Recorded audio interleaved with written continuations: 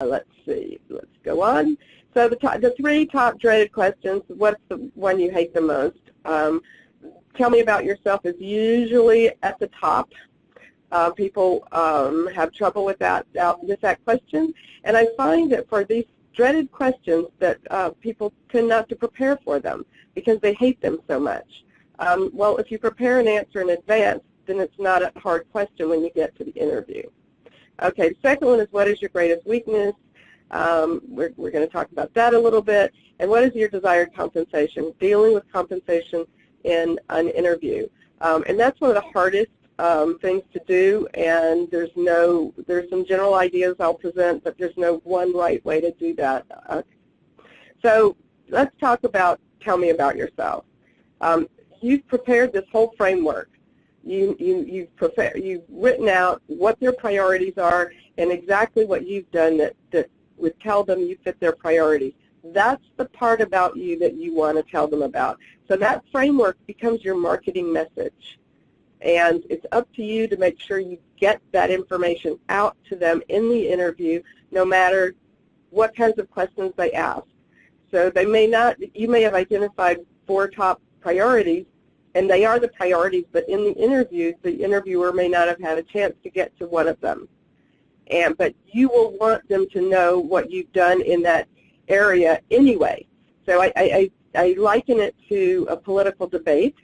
And those are really not debates, but the politicians stand up there and a moderator asks questions, and they will answer the question or evade the question, but then they'll jump off into an area that they want you to know about. This is the kind of thing you want to be able to do. You want to make sure that you tell them the things they need to know about you, not just the things they ask you in the interview. So tell me about yourself is the perfect opportunity to give them all that information. It's just like a white slate. A lot of people think that tell me about yourself is to start out at the beginning of your career or your academic situation and to talk about moves through your career. Excuse me, that's a different question, okay? And I'll get to that one in a little while, but tell me about yourself. This is your chance to give them your marketing message. Okay, so the next part of this is why should we hire you? Think about when you get asked the question, tell me about yourself, think of that as why should we hire you? That's really what you want to answer. So I think these questions are exactly the same, and you're unlikely to get asked both of them. I mean, someone might have those questions on their list, but once you tell them about yourself, you're going to be telling them why they should hire you. So I think that it helps to, if you translate tell me about yourself to why should we hire you, it really helps the thought process. And then there's one more, what are your 3 greatest strengths? And I say this is approximately the same, and the reason why I say that is your 3 greatest strengths for the purpose of this interview should be the ones that match up with those 3 or 4 priorities. So you want to talk about your strengths that are relevant. You may have another strength that is, you're a whiz in Excel, but that has nothing. If it doesn't have anything to do with this particular job, then you're not going to use that. You're going to use something that is relevant. Okay, so let's move on. What is your biggest weakness? And I'll tell you now that I'm on this crusade to get this question. Somebody said that the audio went out. Caitlin, can you hear me? Hi, Maria. Yeah, I can still hear you.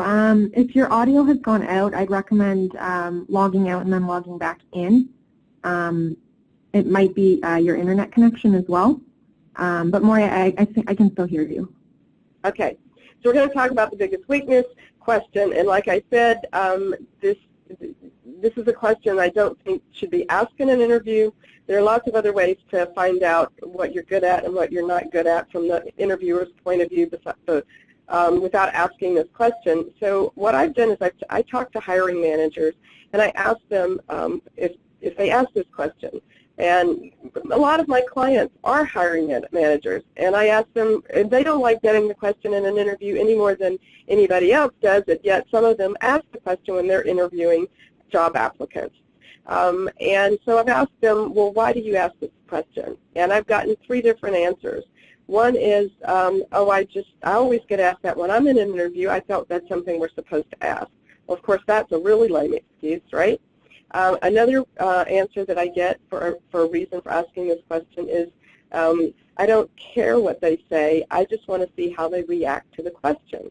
And that's a sort of a newer way of managers thinking about it. But so that's what they say. They want to see your reaction. The third way is very similar to that. They'll say, I don't care what the candidate tells me. I just want to see if they can evaluate themselves honestly. Everyone has something. You know, are they able to really have a good ability to talk about what they're good at and what they're not good at? Well, from your point of view as the interviewee, you do not know which of these 3 motivations, or if there's something else, that is causing this person to ask you this question. You don't know what the reasoning is.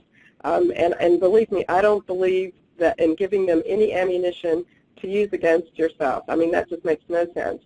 So for the second and third reasons where they said they didn't care what you say, they just want to see your reaction, or can you evaluate yourself? Well, let me just say this. If you say a weakness that's relevant to this position and they don't like that, they're going to care what you say. So it's disingenuous if you say something that if you're weak in an area that's important to them, then that's going to be important. So so we basically, like I said, I don't believe in giving them any ammunition to reject you. That's for them to do in another way. So in answer to this question, I believe you should use something that may or may not have been sort of a weakness, something you've worked on, and that you're maybe conscious of continuously, but it's not something that you're weak in anymore. So it could be that at one point in time you were nervous about speaking in public, giving presentations to groups and so forth. And you could talk about that, and you could say, you know, I still feel a little uneasiness when I get up in front of a crowd, but I've done it so many times now, I feel pretty comfortable doing it. So that's the kind of thing you might want to say. Or you can use a weakness that's kind of a work-related weakness, but not one that's relevant in this position. They may ask you the following. They may ask, what would you like to improve? And you want to think of the same way. What would you like to improve? Let's move on. Here's another question. Why are you leaving your current position, or why did you leave your most recent position? And basically, in an interview, you want to talk about your experience in positive ways, not negative ways. So when you talk about why you're leaving your current position, you really want to focus more on why you're looking for a new position, what it is you're seeking in a new job. Is it the fact that you want to be able to expand your career? You want to have more of an opportunity to make more money? You really might not get along with your manager, but you want to find a positive reason for interviewing with that particular company and talk about it that way. If you were laid off, then you were laid off. I mean, lots of people have been laid off these days, so I wouldn't worry about that part. You just tell them you were caught up in a layoff. If for some reason you were the only person who was laid off, then you don't want to get into having to explain why that was, so that you could I would still say, I got caught up in a layoff. Okay, they're not going to ask you how many people were laid off.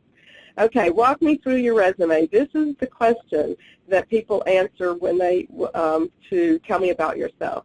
This is literally going through your resume experience from the beginning of your career or schooling and to the present. And just like on your resume, you will want the older positions to take up less space. So on a resume, your most recent experience is what takes up the most space, and you say less as you go back through your resume back in time. The same applies when you're interviewing. You want to keep it the explanation for the older positions really concise, and you want to pick out something in that position that's relevant. So it might be that you're interviewing for a marketing type position where you'll deal with customers a lot, and your first job or your second job was actually as a software developer, and most of your time you were sitting there coding away on your computer, but every now and then you went to user meetings and gathered requirements. That last piece is the part that you want to focus on. Even though it might have been 10% of the time in your job, you want to focus on how you worked with customers, defining and understanding their requirements. And you will also need to be prepared to answer the question, why did you leave that position, all the way through for every transition.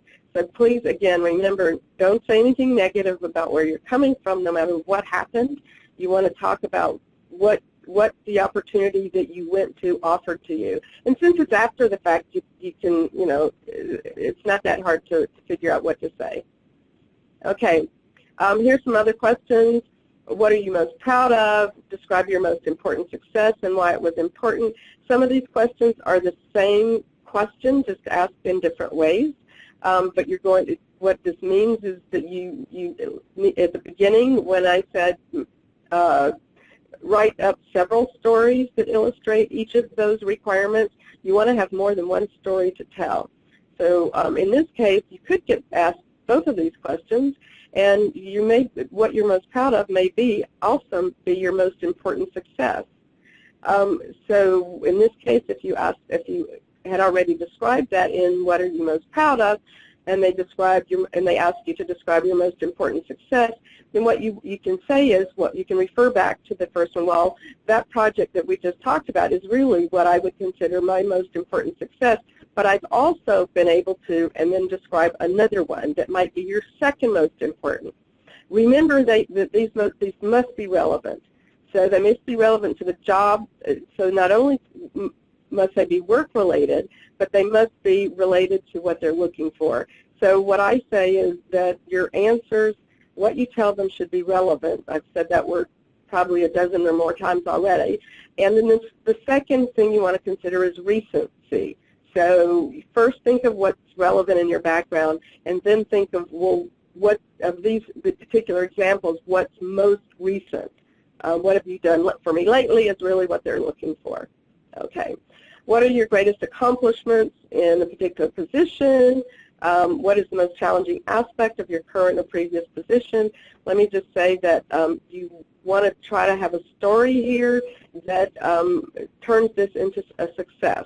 You don't want to tell them that my most challenging aspect was managing this guy who was a real jerk, and finally I had to go to my boss and have them do something about that. You want to choose the challenging aspect, something that was a challenge that you were able to write. You worked through that challenge successfully. That's a success story. Okay. What do you like best about your job, and what do you like least? Well, let me just say, when you tell an interviewer what you like best about your job, make sure that it's something that you will also get in the new position. So it may not be your best, the absolute best, but it might be something else. But make sure, for instance, if you're in your current position, what you really like best is that they let you work from home 2 days a week. Well, going into a new position, if you don't know that that's what they do there already, then you don't want to talk about, I like it because I get to work home 2 days a week. You want to, again, you want to choose something that the new company will have also. And the same goes for what do you like least about your job. In this case, do not say that something you least is something that the new job also offers or the new company offers. Make sure that there are distinctions for each of these.